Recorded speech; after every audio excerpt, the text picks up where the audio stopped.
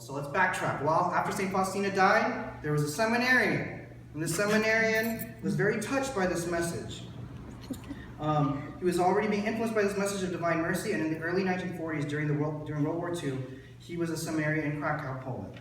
His classmate became a cardinal. His name was Cardinal Andrew Duskor, and he told him about this mystic who had this message of divine mercy he was trying to preach to the world. And God was trying to ignite this message of mercy through this mystic.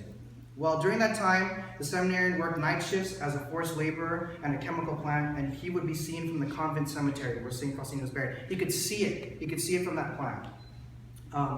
He would reportedly visit the grave of St. Faustina every time. He would visit the grave of St. Faustina after he was done with the work. Eventually, this seminarian became a priest, and then a bishop, then an archbishop, and then a cardinal. And during these times, he made use of the convent as a place of a retreat for himself, and gave retreats there as well. So for his own self, his own spirituality, he stayed there, and he also shared this mercy message.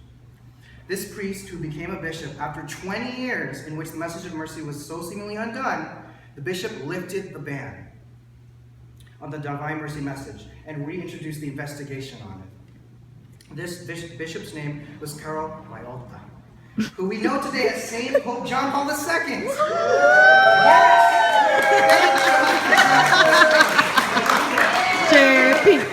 As a pope, this was what he said while visiting the Shrine of Merciful Love in Italy. Right from the beginning of my ministry in St. Peter's, Rome, I considered this message of divine mercy my special task. Providence has assigned it to me in the present situation of man, the church, and the world. It could be said that precisely this situation assigned that message to me as my task before God.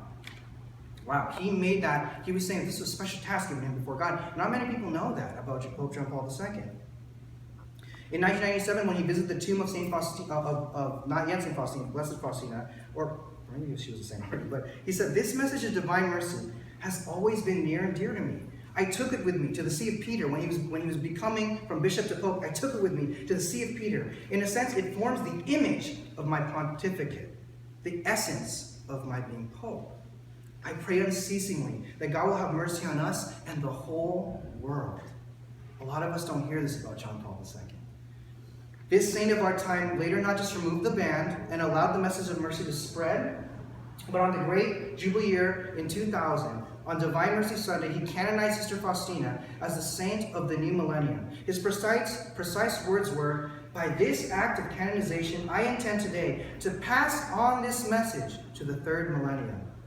Then during the banquet celebration after the canonization ceremony, St. John Paul II said to the doctor who investigated the final miracle that made St. Faustina a saint, this is the happiest day of my life. John Paul II eventually died, and when he died, God allowed the message to be confirmed in his own life. He passed away after a fellow priest said Mass for him while he was dying on his deathbed and gave him the Holy Eucharist, and it was on the vigil of Divine Mercy Sunday. The very eve before Divine Mercy Sunday still counts as the Mass for Sunday. However, it's prophetic, because it was as if God were saying, this is only the beginning of this adventure of mercy, of this story of mercy. You're barely on the eve of its dawning. You guys are the next story. We're the next story of this message of mercy. So what does this have to do with the Jubilee year of mercy? Well, I don't have to tell you already. It's just providence, right? Mercy, come on. Without saying anything, you know that it somehow connects prophetically, but I will say that Pope Francis has not abandoned this message. He's taken it upon himself. He said just a few months now, he's saying, only in a few months, this is recently, he said, only a few months are left before we meet in Poland, Krakow, the city of St. John Paul II and St. Faustina Kowalska. They are waiting for us, this city is waiting for us with open arms and hearts.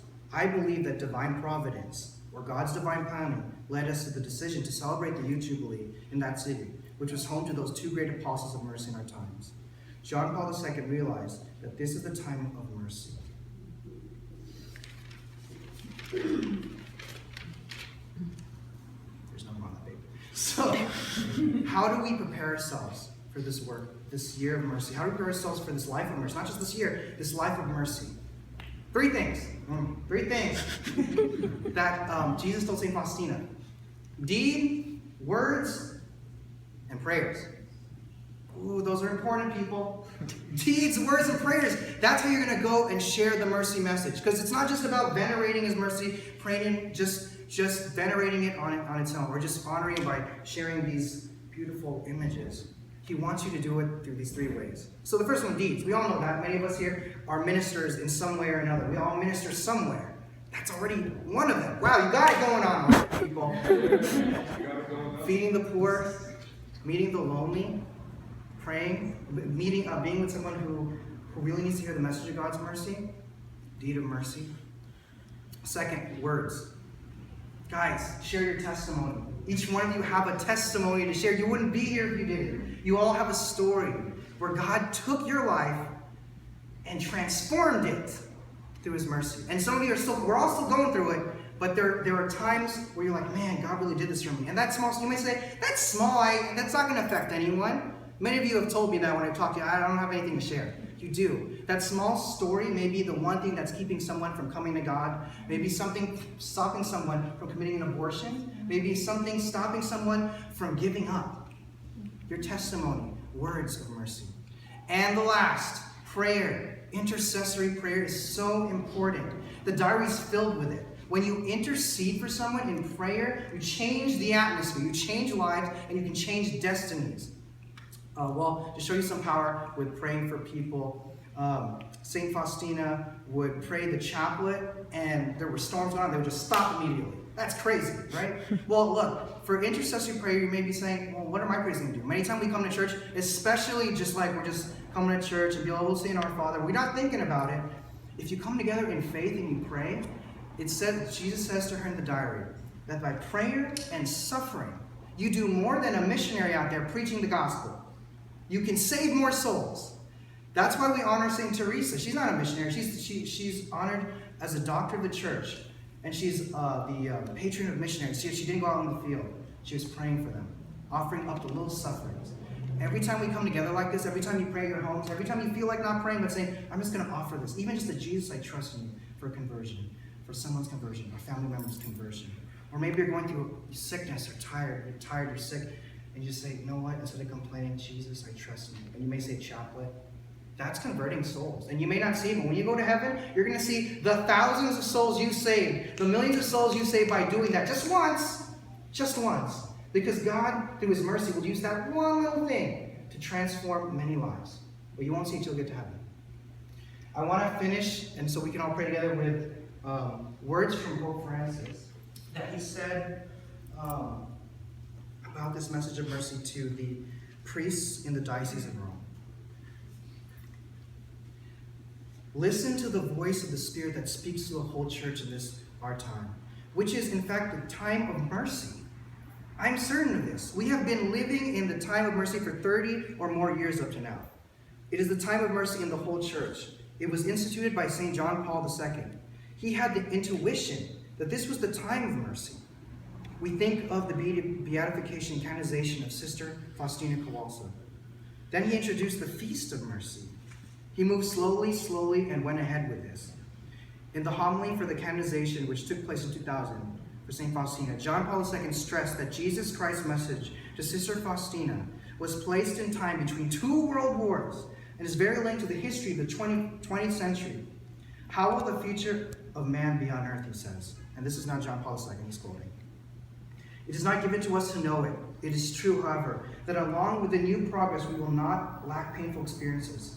However, the light of divine mercy, which the Lord wished virtually to give again to the world through the charism of Sister Faustina, will illuminate the path of the men of the 3rd millennium. Pope Francis says it is clear. It was explicit in 2000, but it was something that had been maturing in John Paul's heart for some time. He had this intuition in his prayer. Pope Francis says, today we forget everything too hastily. Also the magisterium of the church. It is inevitable in part, but we cannot forget the great contents, the great intuitions, and the consignments left to the people of God. And that of the divine mercy is one of these. It is a consignment that John Paul gave us, but which comes from on high. It is up to us as ministers of the church to keep alive this message. Guys, we're in the next story, in the story of mercy. It's our time. our story continues. This next generation, we're the next soldiers to pass on this message of mercy. We're the next people that people are going to look at us and they're going to want to know God's love. I'm believing that, you know. The more you get close to God, you don't even say that you know Jesus, but they know there's something about you. There's a peace about you.